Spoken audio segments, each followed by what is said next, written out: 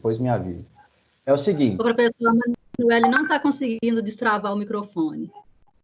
Deixa eu destravar para ela, então. Vai. O dela realmente não está aparecendo para destravar, não. Isso, não está aparecendo na tela dela também. Ô, Emanuele, não tô conseguindo... Não, mas eu não consigo desativar o dela, não. É ela que tem que desativar. Fala com ela para sair e voltar. Que a gente... Ok. Tá? Infelizmente, esse sistema dá uns problemas. Pessoal, eu estou gravando e outra coisa. Quem não quiser aparecer, me avisa, tá? Além disso, os professores, a instituição pediu para a gente abrir meia hora ao final para vocês fazerem intervenções. Mas como a gente está falando de filosofia, eu tenho que dialogar com vocês, eu tenho que saber se vocês estão entendendo, porque é um tanto quanto fora do que a gente está habituado, o pensamento filosófico, tá? Então, vocês me conhecem já, né? Todo mundo já teve aula comigo, eu sempre prezo por dialogar com vocês, para que vocês... E o Platão falou isso, o Sócrates falou isso para a gente, né, pessoal? Maiêutica dialética, a gente só aprende dialogando. Então, eu tenho que... Quem sou eu na filosofia do direito para discordar do Sócrates? Então, eu vou tentar dialogar sempre. E falando sobre essa busca do prazer, ou seja, sobre a busca do que é bom, em contrariedade da busca do que é ruim, pensa bem nessas relações. Eu estava conversando com o marido da Vânia hoje. O marido da Vânia falou que o professor não faz nada. Estava aqui me zoando. Aí, olha só, o que é interessante aqui. Quando eu estava atuando como ontem, negociando meu contrato de locação, eu tenho uma empresa, né? Eu sou sócio de uma empresa. E essa empresa, toda empresa tem muitas complicações. E aí eu alugo 1, 2, 3, 5 imóveis na Savassi, não eu, a empresa. Então, o nosso custo é altíssimo. Dá quase 70 mil reais que a gente paga só de locação. Então, imagina ficar sem receber nada durante esse período. E aí, o que nós conversamos com os proprietários? Será que a gente pode... Eu aceito que eu vou ter que pagar o aluguel. Eu estou buscando o meu prazer, quer dizer, eu estou buscando o meu prazer, o meu bem, né? Eu quero o melhor para mim. Eu aceito que eu tenho que pagar o aluguel. Por quê? Porque eu não quero causar dor para você. Mas me deixa pagar 50% do aluguel e quando normalizar, eu diluo os demais 50% desse período nas prestações vincendas, nas prestações que estão vindo. Eu posso fazer isso? Ou seja, eu tentei buscar o prazer, o que é bom para mim, que é o desconto do aluguel, evitando a dor do outro, porque eu reconheço que eu devo aluguel para ele. Eu devo. Fazer o quê? Eu devo. Só que eu dependo de aluguel, porque o que eu faço na minha empresa, que é uma empresa de coworking? Praticamente eu subloco o espaço. E eu também não estou recebendo. Tem empresa que cancelou comigo. Então é esse o conflito. Será que esse cara ele vai me conceder o direito ou não? Desses 5, 4 aceitaram, um não. Um falou. E eu quero que vocês adivinhem qual que é a profissão desse que não aceitou, além de ser empresário, o dono do imóvel. Qual que é a profissão dele? Hã? Político. Não. Advogado, é claro, Advogado não vou falar mal não, mas advogado é complicadinho e ainda veio conversar comigo. Eu não sei se você sabe, Rodrigo, mas por questões jurídicas eu não posso fazer isso. Eu falei, não, eu não sei, eu não conheço muito de direito, não, me explica como é que eu tenho que eu não sei ainda, por que você não quer me dar o desconto? Aí eu deixei ele falar, né? Aí depois eu falei, tá, bom, é porque eu sou professor também de direito contratual e tal, acho que você não está certo não, e expliquei para ele.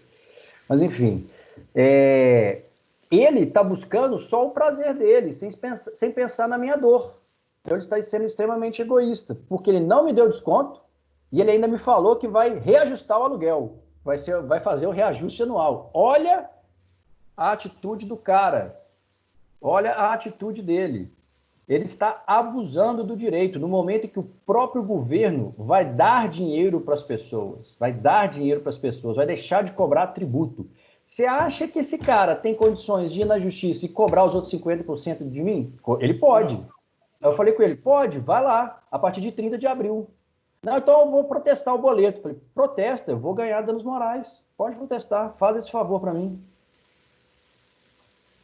Então, o mundo para o Epicuro, ele é dividido em prazer e dor, em mais ou menos bom e mal. A gente vive buscando o que é bom para a gente, que o Epicuro classifica como prazer. Mas a gente não pode esquecer que muitas vezes, na busca desse prazer, a gente causa dor ao outro. E quando a gente causa dor ao outro de forma injusta, é abuso, pode ser abuso do direito ou um ato ilícito, pessoal. Quer ver um exemplo, algo que trata muito bem desse sentido de prazer e dor? Indenizações, ué. Indenizações. Responsabilidade civil. Cabe aqui perfeitamente. Então, eu vou pedir uma gentileza para a Emanuele, agora ela está conseguindo falar, Emanuele? Ou não? Rafaela, Érica, quem está conseguindo falar? A Érica é mais tímida, não gosta muito, né? Então vai ter que ficar entre a Vânia e o Edilson. A Emanuele abriu o microfone. Vai lá, Emanuele. Quero que você leia para mim essa segunda parte do slide. Toda dor.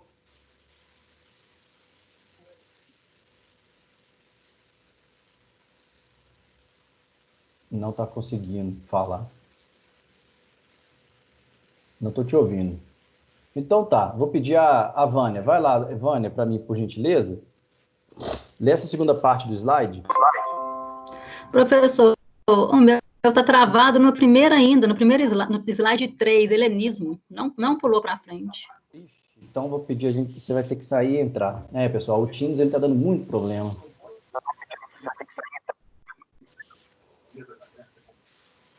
Sai e entra aí de novo. Mas então, Edilson, lê para mim essa parte aqui, essa segunda. Toda dor é um mal.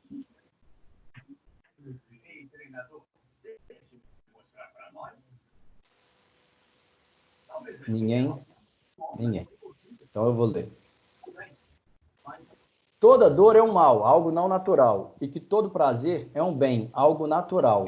Mas nem toda dor haverá de nos fazer repeli-la, e nem todo prazer haverá de nos fazer procurá-lo. Então, isso também é relativo, nem toda dor te atrapalha. Às vezes você quer buscar a dor de certa forma, então não é absoluto esse pensamento. Então, que tipo de dor que às vezes a gente busca? Bom, malhar traz dor, mas você sabe que você tem que malhar para você ficar com o corpo mais forte, com mais saúde. Fazer regime traz dor, né? Eu não gosto de fazer regime, mas a quarentena, sem malhar direito, sem andar durante as aulas, sem sair de casa, se eu não comer menos, eu vou engordar. E aí eu penso no que é bom e no que é ruim. Estudar, por exemplo, ninguém gosta muito de estudar, não, mas tem que estudar para ter conhecimento, né? E o Epicuro, é óbvio que ele foi muito criticado porque as pessoas passaram a confundir essa citação de prazer com sexualidade, com sensualismo. Tem alguma relação, mas não é tão exagerada quanto as pessoas fizeram parecer, principalmente durante a Idade Média, né, que a igreja tem grande influência.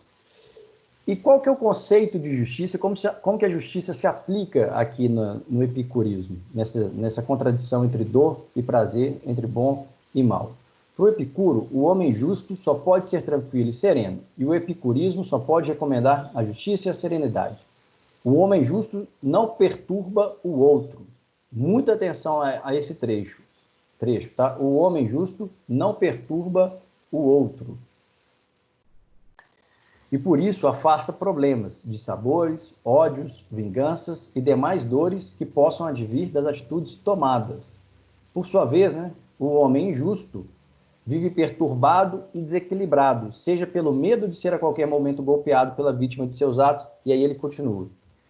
Ou seja, se você leva a sua vida de forma reta, de forma tranquila, de forma a não causar mal a ninguém, você vai viver bem, você vai alcançar equilíbrio, serenidade, porque ninguém pode se voltar contra você, ninguém pode te processar, ninguém pode te criticar, buscar retirar de você parcela do seu patrimônio que você não está esperando.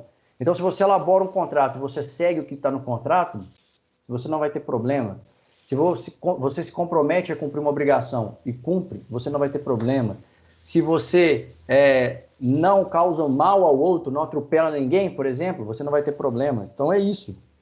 E como que se aplica isso na justiça? É seguir a lei, é seguir o contrato, é seguir os pactos, é seguir as previsões legislativas, é cumprir o que está previsto. Então a empresa que respeita a legislação trabalhista, ela não tem preocupação com fluxo de caixa no futuro, com possível ação trabalhista, porque por mais que tenha ação, ela sabe que vai ganhar. Se ela organiza a sua vida, se ela organiza seus documentos, ela não se preocupa, porque ela sabe que não vai ter problema no futuro.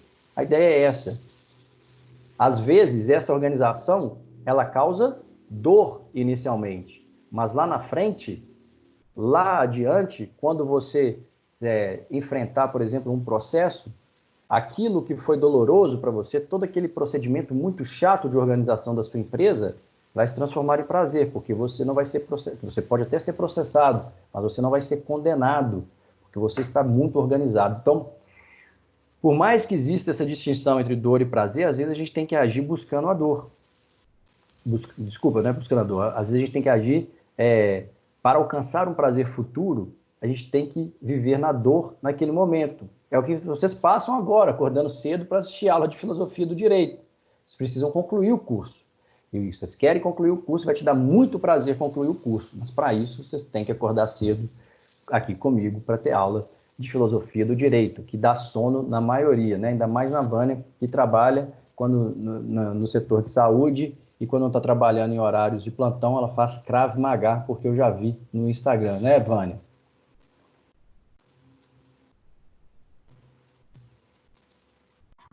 Isso mesmo, professor. É isso mesmo, né? Eu não estou conseguindo mostrar a vocês aqui embaixo. Deixa eu ver se eu consigo colocar todos aqui. Teclado. Não, né? Eu queria colocar vocês todos aqui embaixo para ver a carinha de vocês, mas não consigo, não. Então tá. Então, qual que é a relação do epicurismo com o conceito de justiça? O primeiro deles é muito aplicável ao direito civil e ao direito penal, é óbvio. Qual que é? É não causar danos. Não causar danos e não sofrer danos é o ideal para a vida em sociedade, para o Epicuro. É o ideal. Então, qual que é a base da filosofia epicurista, pensando em filosofia do direito, trazendo para a filosofia do direito? Não lese ninguém, não cause lesões a ninguém. Se você não causar lesões a ninguém, você não precisa se preocupar. Ninguém retornará contra você. Isso é muito visto no direito penal. Se você lesa alguém, você é condenado pelo Estado. E no direito civil também, quando a gente fala em responsabilidade civil. Vocês já tiveram aula de negócios jurídicos, já ou não? Já, né? Já. O Vânia e Edilson, vocês que estão respondendo, a Daniele também, pode tirar o microfone para responder. Eu preciso dialogar com vocês. Filosofia tem que ser dialogado, senão eu fico no monólogo aqui e aí dá muito sono. Vocês já tiveram aula de direito civil na parte de responsabilidade civil, não tiveram? Sim, tivemos sim. E qual que é o encontro dessa aula de hoje? Hã? Qual é o encontro dessa aula de hoje? Qual encontro? É É a aula 4, porque você quer baixar ela lá do... Não é o encontro número 4, mas é a aula 4, né? Porque como o conteúdo é grande, às vezes eu divido em duas, é o encontro 8. É o encontro 8? É o 8º encontro já. Por quê, Edilson? Não, eu estou procurando ela aqui para eu assistir no celular, que o meu computador está travado, né? Aí eu estou olhando aqui no celular para ver se eu consigo acompanhar. Eu não sei se essa versão tá lá, porque eu até demorei para entrar hoje, que eu estava tentando achar a versão que eu tinha colocado lá e não achei, Edilson. Eu vou fazer o seguinte, no intervalo eu coloco essa versão que eu estou expondo aqui lá no AVA. Não, tranquilo. Não, melhor, faz o seguinte, vou pegar seu WhatsApp e eu te mando aqui. Quem quiser eu mando aqui no WhatsApp também, tá? Tranquilo. Beleza, vocês escreve aqui, acho que tem como vocês escreverem, vocês podem escrever aqui do lado, na apresentação, e aí eu mando o WhatsApp para vocês. Então tá. Quando você estudou responsabilidade civil, Edilson, tem dois tipos de responsabilidade, contratual e extracontratual. Quando surge a responsabilidade extracontratual? Quando você causa lesão a outra pessoa, concorda? Concordo. Quando você causa um dano. Inclusive, a extensão desse dano é que vai balizar a fixação da indenização. Então, tem uma regra específica. Você pode não ter feito contrato com ninguém na sua vida. É impossível, mas suponhamos que você não fez contrato com ninguém. Mesmo sem ter feito contrato com ninguém, na sua vida em sociedade, você tem que respeitar um princípio, em latim. É o neminem ledere, neminem ladere. É o não lesar ninguém. Não lesar ninguém. No mínimo, você não pode lesar ninguém. Lesou, você pode ser responsabilizado, você vai pagar, provavelmente, uma indenização. E é isso que o Epicuro fala. Para você ter uma vida boa, não lese ninguém. Então, essa ideia de não lesar ninguém, ela é trazida para o direito civil, que tem origem romana. O direito civil, da maneira como a gente aprende, ele é romano, né? Ele tem institutos romanos, e é por isso que, veja bem, a expressão é em latim, que é a língua romana, e a gente está falando de helenismo, a influência grega em Roma. Então, Epicuro influenciou demais essa ideia de não lesar ninguém, e, óbvio, influenciou o direito civil e influencia até hoje. E se você não lesa ninguém, você tem uma vida tranquila e uma vida equilibrada. Tá vendo, Edilson, a influência do Epicuro? Tô vendo. Quando a gente estuda, parece tão distante, né? Mas 2000 anos atrás, esses caras já pensavam esse tipo de coisa, influenciaram demais, mais de 2000 anos, né? Então, ser justo, né? Justiça é ser justo, é conservar-se longe da possibilidade de causar um dano a outro, e se você não causa dano a ninguém, provavelmente você também não vai sofrer dano. E se você não tem medo de sofrer dano, se você está confiante de que ninguém pode postular nada contra você, não tem motivo para se vingar, não tem ninguém que possa questionar seus atos, você vai ter uma vida boa. Então, o que a gente pode concluir sobre o Epicuro? O Epicuro ele ficaria ali no meio termo entre o Platão e o Aristóteles, sendo que o Platão ele fala do bem supremo, da vida após a morte, o mito de o mito da caverna, ou alegorias, né? Alguns filósofos não gostam que falem em mito, não, porque a filosofia tenta evitar os mitos. E já o Aristóteles é bem pé no chão, ele é muito sistemático. O Epicuro ficaria ali, no meio do caminho, entre essas duas realidades, a platônica e Aristóteles. Então, para o Aristóteles, que é pé no chão, que é sistemático, que cria vários sistemas, que classifica, que faz um trabalho muito parecido com o dos profissionais do direito e do ensino jurídico hoje, né, de classificação, de ordenação, a justiça da casa, a justiça doméstica, a justiça da sociedade, a justiça para a esposa, a justiça para o filho. Então, cria várias concepções diferentes de justiça.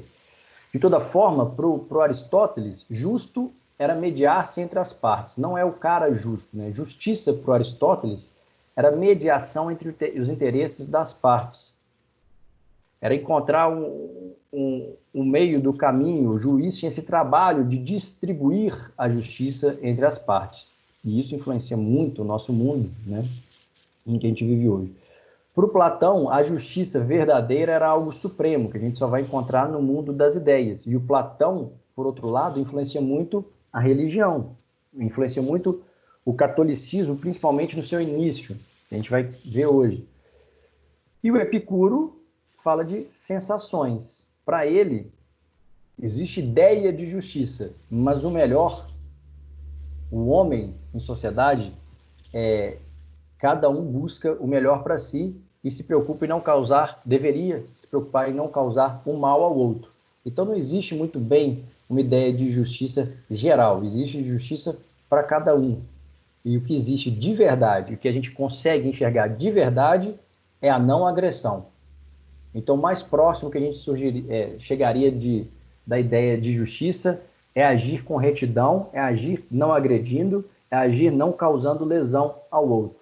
E aí surge surge o que nós chamamos de regra de ouro. Qual que é a regra de ouro da vida em sociedade para o Epicuro e que influencia muito, muito, muito mesmo a sociedade ocidental e as religiões, não só ocidentais, mas as religiões, muitas das maiores religiões, as 10 maiores religiões, em algum momento das suas passagens, dos seus ensinamentos, tem algo parecido com isso aqui. Qual que é a regra de ouro? Não fazer ao outro o que não desejo para mim. Para o Epicuro, a conclusão dos ensinamentos do Epicuro seria essa. Eu não devo fazer ao outro o que eu não quero para mim. Eu quero prazer, mas eu não quero dor. O outro também quer prazer e não quer dor. Então, a melhor forma é me colocar no lugar do próximo, é ter empatia, não fazer ao outro o que eu não desejo para mim. Eu tenho certeza que todo mundo aqui, se já frequentou a igreja, em algum momento ouviu algo parecido, né? Essa ideia influencia demais as religiões. E se influencia as religiões, influencia a vida, né? E esse bonitão aí é o Cícero. O Cícero, ele já é um cidadão romano, diferente do Epicuro. Marco Túlio Cícero. Marco Túlio foi muita coisa. Marco Túlio foi advogado, político, escritor, orador, filósofo, e foi um cônsul romano, né? Então foi um líder romano. Ele teve muita influência no pensamento de Roma, porque ele surge o seu pensamento surge quando Roma começa a se destacar, né? Lá mais ou menos quase na virada, né? 100 a.C., o Cícero é uma pessoa, ele nasce e ele vive até 43 anos antes de Cristo. Então ele vive 57 anos e teve grande influência na sociedade romana. O Cícero, ele fala em bem comum. Como eu expliquei para vocês, Roma ela supera a Grécia em organização administrativa, em um pensamento mais coletivo, a vida passa a ser mais complexa em Roma, tanto que Roma domina vários povos, o exército romano é uma máquina. Roma, uma vez que domina, absorve esses povos nos seus setores administrativos. Então, a vida em Roma era muito mais complexa do que a vida na Grécia, até porque tinha mais pessoas de origens diferentes. E por isso tem-se que desenvolver na Roma antiga uma ideia de pertencimento. E os líderes romanos passam, então, a pensar filosoficamente como fazer isso. Tem que incutir na cabeça do cidadão romano, ou daquele que vive nos limites do Império Romano, que ele, de alguma forma, ele pertence. Então, Roma traz para os seus exércitos os grandes guerreiros celtas, os grandes guerreiros germânicos, inclusive tem revoltas desses guerreiros. Quando a pessoa não é escrava, ela pode entrar para o exército romano. E essa era a maneira de Roma tentar evitar alguns conflitos e sedimentar o seu poder. Então, em Roma é óbvio que se desenvolve um pensamento mais coletivo, um pensamento voltado para o bem comum. E é lá em Roma que surge a ideia de república. República vem de res pública, coisa que é do povo. Então, Roma se preocupa demais em fazer o povo sentir parte da sua estrutura, né?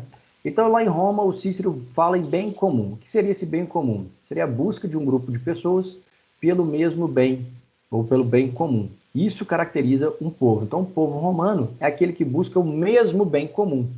Então, todo romano trabalha para o bem de Roma, trabalha para o bem da sociedade romana. Quando eu tenho alguns amigos que são pesquisadores de filosofia do direito e um deles estuda Roma, ele fala, cara, é impressionante, eles falam de Roma, quando os pensadores da época falam de Roma, é como se Roma fosse uma pessoa, uma entidade, algo acima. O tratamento que o romano dava à República ou ao Império Romano, a paixão que ele tinha por Roma, dificilmente a gente encontra. Não era nacionalismo, era algo a mais.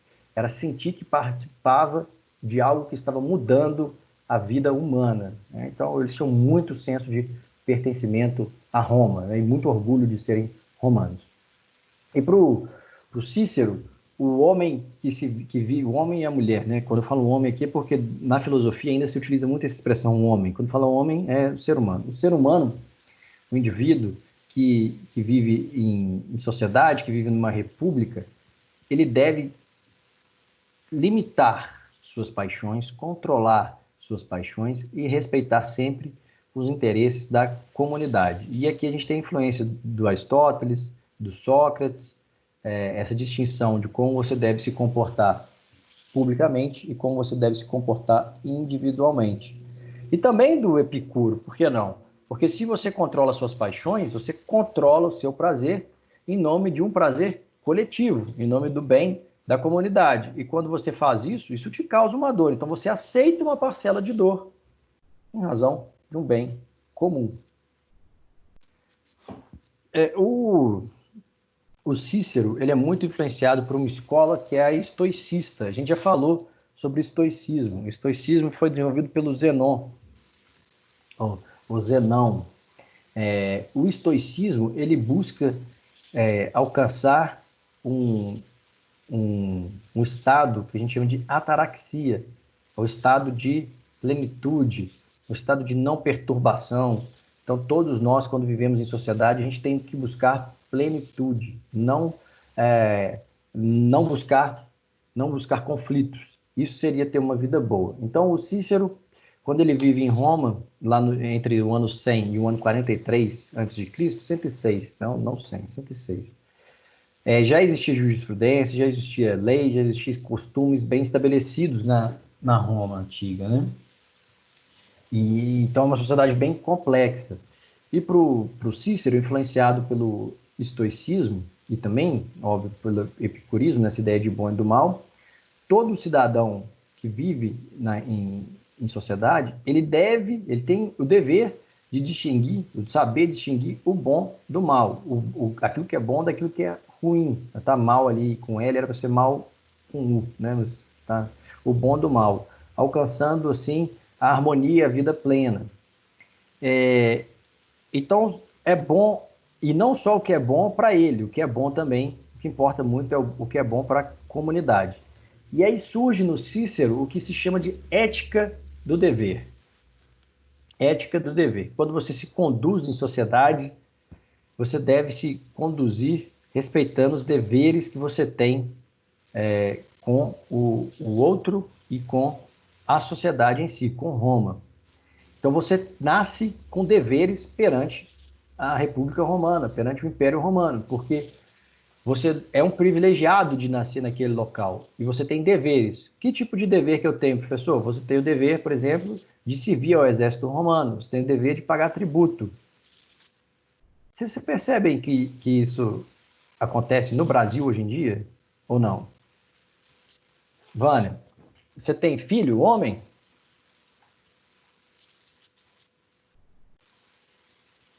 Tenho sim, professor. E o seu filho, ele tem quantos anos? O mais velho tem 20. Ele teve que se alistar ou não? Ele foi dispensado. Ele foi dispensado, mas ele teve que ir lá no exército fazer o registro dele, não teve? Sim, teve. Então, quando ele cumpre 18 anos, quando ele chega aos 18 anos, ele tem que cumprir um dever que quase todo cidadão do sexo masculino tem para com seu Estado. Qual que é? O alistamento. Isso é uma ideia que vem da Roma Antiga, essa ideia de necessidade de cumprir um dever com o país, necessidade de cumprir um dever com a República ou com o Império, de servir ao exército. E nós todos nós aqui, independentemente de terreno ou não própria, nós pagamos tributos. É outra forma de se falar em ética do dever. A gente tem um dever com o Estado, que é pagar tributo, porque o Estado existe para prestar contraprestação, para proteger a gente, etc. Não sei até quanto o Estado está cumprindo a parte dele, mas você paga tributos, mesmo que sejam tributos indiretos, né? O ICMS, o IPVA, o ISS, a gente já falou sobre isso, imposto de importação, de exportação, IPI. É também não questionar esses tributos a todo momento, aceitar que nós temos um dever como cidadão perante o Estado. É a ética do dever. A gente já nasce com o dever. E isso aqui vai influenciar demais o pensamento cristão. Porque nós, quem for cristão, né, quem nasce cristão, tem um dever e tem uma culpa muito grande. Por que tem uma culpa muito grande? Porque Jesus morreu na cruz, o Filho de Deus morreu na cruz por todos nós, para que nós pudéssemos viver. Essa ética do dever influencia demais esse pensamento. Por quê? Então a gente nasce com um dever perante Cristo, perante Deus, perante a sociedade, que vai se reger pelas leis divinas. Isso não é minha opinião, tá? Isso é o pensamento cristão da época. E a gente tem que viver em penitência, viver orando, viver pedindo perdão a Deus, porque a gente tem um dever. A gente segue essa ética do dever perante Deus, perante Cristo, porque ele morreu para a gente. Então a gente tem uma dívida eterna com ele. E para o Cícero, o que é justiça? Qual é o conceito de justiça? Ele já fala, então, em lei, né? Mais do que em justiça, já se fala em lei. Para Cícero, a lei é para a sociedade o mandamento de ordem, de retidão e de prudência. Existe, então, lei dos homens e a lei natural. Cícero já fala um pouco em justnaturalismo também. E se essas leis são bem constituídas, respeitando a lei natural, são leis, obviamente, que são necessárias para os homens. Os homens têm que seguir a lei para viver bem em sociedade, para aquela sociedade ter sucesso. Algo interessante que ele trata, e Roma era muito poderosa, né? Em certo momento foi o maior império daquele tempo, existia muita disputa pelo poder, muita disputa política, e o Cícero critica isso. Ele critica o direcionamento do homem público para interesses próprios, e ele afirma que onde uma facção domina, direcionando a coisa pública para seus interesses, então tem que tirar aquele não, né? Então se está diante de uma república, desculpa, tá certo. Então não se está diante de uma república, porque o homem público, os políticos, né, se a gente trazer para o nosso tempo, trazendo para o nosso tempo, os políticos, eles são homens públicos, eles têm que se conduzir a fim de alcançar o bem da coisa pública, o bem da república. E o que a gente percebe é que, na maioria das vezes, quem chega ao poder está mais interessado em se manter no poder, está mais interessado em alcançar seus interesses particulares do que alcançar os interesses públicos. E quando isso acontece é porque nós não estamos, então, diante mais de uma república. Assim, a gente poderia pensar que no Brasil a gente não vive, então, numa república, né? Porque a maioria dos políticos é fruto de uma elite que está no poder há muito tempo e, quando não é, chega lá e quer se manter. É só pensar no PT, é só pensar em quem está no governo atualmente, né? São pessoas que já estão na política há muito tempo e agora também trazendo a família inteira. E é o que acontece, invariavelmente, quando se chega ao poder, seja no caso do governo petista, seja agora no caso do governo do PSL, agora o Bolsonaro não tem partido, do presidente Bolsonaro. Então a gente pode criticar a República Brasileira, porque os nossos governantes, eles têm claramente mais interesses privados do que interesses públicos. Além disso, saindo do que seria direito público, falando em direito privado, e concordando com as ideias do Epicuro, ser justo ou praticar justiça seria não fazer o mal ao outro. Mas não é qualquer tipo de mal, é o mal injusto. Então tem mal justo, né? Se existe o mal injusto e o mal injusto, o mal justo seria repelir uma agressão, por exemplo, ou então condenar alguém que cometeu um ato ilícito. Mas para a vida em sociedade, nós, como pessoas de direito privado, o que a gente tem que se preocupar é em não fazer o mal injusto a outro, em não fazer o mal injustificado. Porque se a gente faz o mal injustificado, aquela pessoa tem argumentos para descontar depois, para se vingar depois, não é verdade? Então existe essa divisão entre público e privado, o mal do homem público e o mal do homem privado, né? E nessa busca por uma vida justa, o Cícero ele é muito influenciado doutrina estoicista, pela filosofia estoicista, que é a busca constante por harmonia. Ao saber distinguir o que é bom do que é o mal, você age, então, de acordo com a legislação, se essa legislação for correta, sem interesses egoísticos e, principalmente, você tem que se submeter aos deveres legais. Você se submete à legislação, submete à vontade comum, porque você busca o bem comum quando você vive em república, mesmo às custas do seu prazer individual. Então, qual que é a razão ética do cidadão?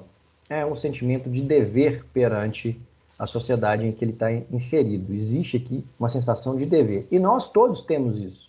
Nós todos temos essa sensação de dever incutida na gente até hoje. Por isso que a gente aceita algumas coisas que são impostas, porque nós fomos treinados para isso. Todo o nosso ensino é de obediência, se você pensar, desde o colégio, a gente só obedece. Chega na faculdade, a gente obedece. Chega no trabalho, a gente obedece. Então, a gente é ensinado a submeter em bem de uma causa maior. Isso é bom ou ruim? Está mudando, né? Porque o acesso à informação está cada vez maior e, às vezes, a gente consegue informação hoje em dia individualmente. Então, estamos entrando em novos tempos mais questionadores. Né? É só entrar em qualquer rede social que você vai ver que tem opinião para tudo, de todo mundo. Então, concluindo sobre o Marco Túlio Cícero, a principal ideia no Cícero é a submissão ao dever. Né? Então, o justo, ele não causa injustiça a ninguém, ele não causa lesão a ninguém, mas mais do que isso, ele respeita os deveres que ele tem com o outro, mas principalmente com o público, com a coisa pública. Então, existe aqui uma submissão ao dever a fim de alcançar o que é bom. Esse é o comportamento do cidadão romano modelo. É assim que você deve conduzir a sua vida. Mesmo naquela ideia de prazer e de dor, você aceita um pouco de dor individual para alcançar um bem público. E acaba que no final esse bem público vai refletir em você de alguma forma.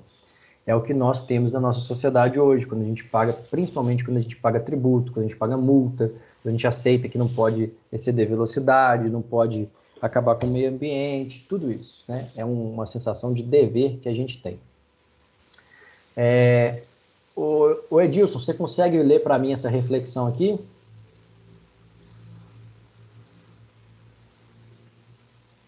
Para Cícero, a fonte de lei era a ambição de alcançar a harmonia natural, ou seja, esse justo filósofo também acreditava no conceito de direito natural. As leis somente deviam ser respeitadas. As leis da República Romana, se tivesse sua origem nessa compreensão de mundo, as razões da natureza definem o que é bom e o que é mal.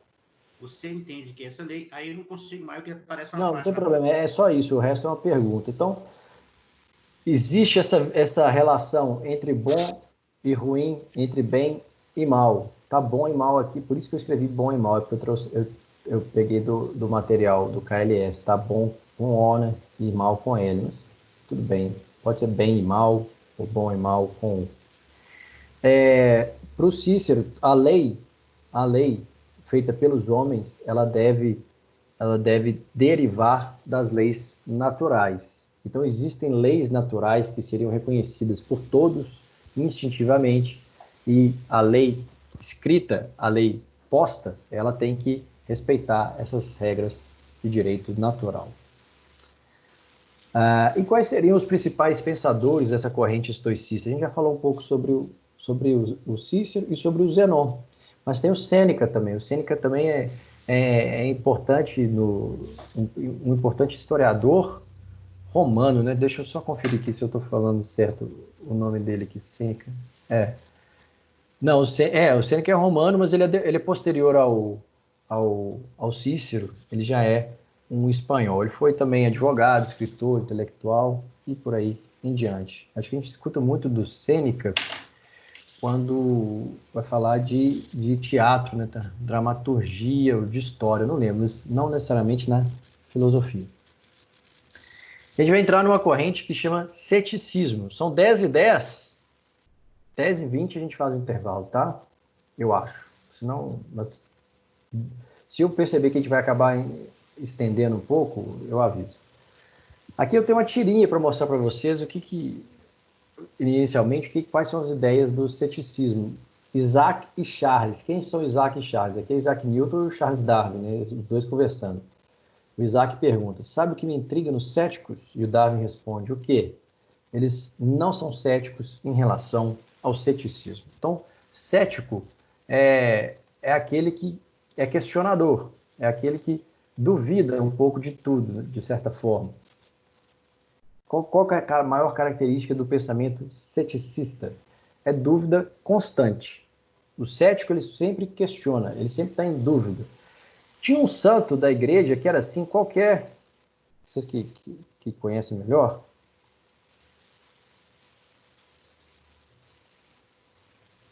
Quem que era um apóstolo que vivia questionando Cristo? Quem que era? É o Tomé, professor. Tomé, São Tomé. Então tá, São Tomé. O Tomé, então, era um cético. Você é cético quando você fala o seguinte, eu só acredito vendo. Isso é ser cético. É ter uma dúvida constante. É questionar tudo aquilo que lhe é apresentado, não aceitar os dogmas, não aceitar como verdade absoluta. Há uma crítica se o ceticismo seria uma corrente filosófica, porque, na verdade, o ceticismo, para quem não se classifica como cético, ele é uma postura de todo e qualquer filósofo, de todo e qualquer cientista. Em algum momento você é cético, então você quer comprovar aquilo, você quer questionar aquilo. Por isso que você seria parte... você não necessariamente falaria em ceticismo como uma corrente filosófica, mas mais como uma postura ou como um método de pensamento. Hoje em dia, quando falamos em alguém ser cético, é uma conduta ou é um tipo de personalidade. São Tomé, por exemplo, era um cético, né, Vânia? Então, ela você diz, tanto uma escola de pensamento quanto um método. E o que caracteriza o cético? O cético é aquele que, insatisfeito com o mundo no qual ele vive, aqui eu coloquei para vocês irregularidades do mundo, ele busca explicações tentando alcançar a verdade. E ele quer alcançar essa verdade para espalhar essa verdade para os outros, para explicar ou para corrigir as irregularidades do mundo. O problema é que, depois de um tempo, os céticos se tornam cínicos, né? O que é o cinismo? O cético, ele passa a não acreditar em mais nada, nem mesmo que existe verdade. E aí ele começa a criticar tudo à sua volta. Tudo à sua volta. E ele é muito... Como que eu posso falar? Muito criticado pelos demais, porque em certo momento o cético, que se torna um cínico, ele pode ser visto como alguém extremamente crítico, ácido, né? Os céticos, então, esses céticos da antiguidade, eles buscam a verdade. Na busca por essa verdade, eles querem paz de espírito. Paz de espírito. E ao longo de várias pesquisas, várias tentativas, chegou-se à conclusão nessa corrente que não existe verdade absoluta. Não tem como existir verdade absoluta. Então, se não existe verdade absoluta, você acaba se conformando e você tem que buscar uma vida equilibrada. Por quê? Porque ao ser cínico, ao não ter paixão por nenhuma corrente filosófica, ao não ter paixão por nenhum ensinador, por nenhum mestre, por nenhum filósofo anterior, você percebe, o cético percebe que os sistemas filosóficos, eles se sobrepõem um ao outro. Então, nenhum sistema filosófico vai ter verdade absoluta. Ninguém vai ter verdade absoluta. Tudo é superável. Todo conhecimento ele pode ser manipulado, instrumentalizado. Então, acaba que alguns céticos, eles saem da filosofia e vão para a fé, porque na filosofia, no pensamento, eles não vão conseguir a verdade. Não é na filosofia que vai estar na verdade, porque cada filósofo tem uma maneira de enxergar o mundo, né? Então, diante de tanta contradição, diante de tantas ideias diferentes, o que os céticos fazem é se afastar de julgamentos. Eles não julgam os outros. Portanto, eles vivem no mundo em que eles aceitam que cada um teria uma ideia diferente do que é correto. E aí esse cético, ele suspende seus juízos de valores, ele aceita que o mundo é diferente, que o mundo é irregular, que as pessoas que ele não vai encontrar a verdade absoluta. E aí ele busca a paz de espírito. Ele aceita que ele tem que buscar paz de espírito ao invés de buscar verdade. Essa é uma das conclusões dentro da filosofia, da história do ceticismo. E esse é o Milor Fernandes, né? Parece o Nicolas Cage aqui, o Milor Fernandes. Milor Fernandes, que muito inteligente, muito crítico, foi cartunista aqui no Brasil. Para o Milor Fernandes, ele falava o seguinte: vocês não sabem como é divertido o absoluto ceticismo, ou seja, questionar tudo, não acreditar em nada, a não ser que tenha comprovação. Né? Pode-se brincar com a hipocrisia alheia, como quem brinca com a roleta russa, com a certeza de que a arma está carregada. Você muitas vezes vê esse tipo de postura dos céticos em relação à política, vamos dizer, ou em relação à religião.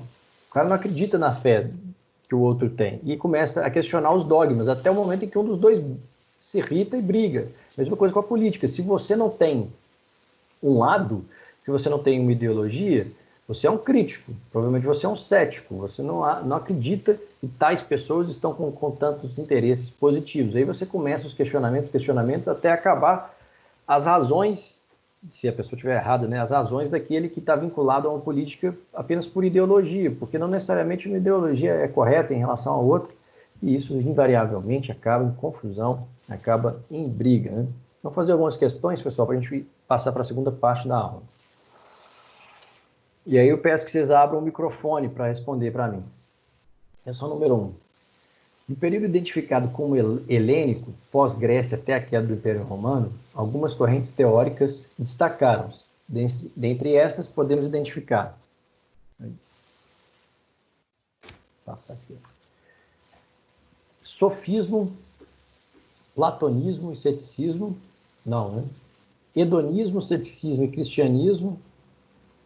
Estoicismo, epicurismo e ceticismo, sofismo, hedonismo. Qual que é a correta?